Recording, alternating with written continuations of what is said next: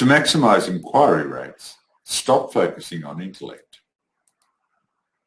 A study in 2016 looked at strategies for reducing texting whilst driving amongst adolescents.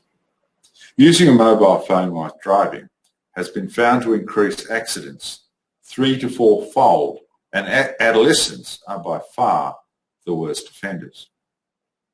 In the first stage of the study, the sample of adolescents participated in an extensive education program highlighting the risks associated with texting whilst driving. In the second stage of the study, the sample came face to face with a once physically attractive woman of similar age to them who had significant and permanent facial and body damage sustained in a car accident caused by an adolescent who was texting whilst driving.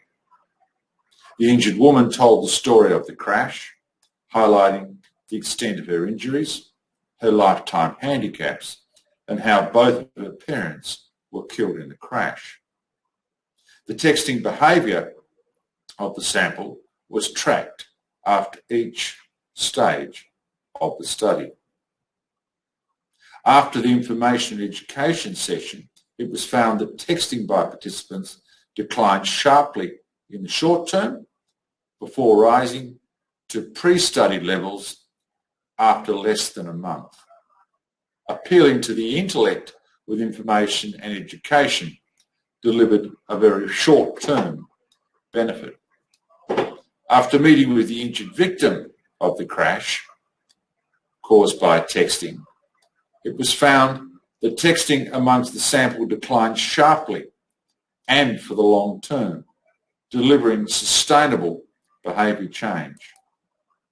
In other words, information and education appealing to the neocortex, or thinking part of the brain, had at best a short-term effect on behaviour, whilst meeting and hearing from a relatable victim impacting the limbic system, or emotional part of the brain, had a long-term effect on behaviour. Consistent with many other studies addressing a wide range of topics, this study found that emotional messaging targeting the limbic system has a significantly greater impact on behaviour than facts and figures targeting the neocortex.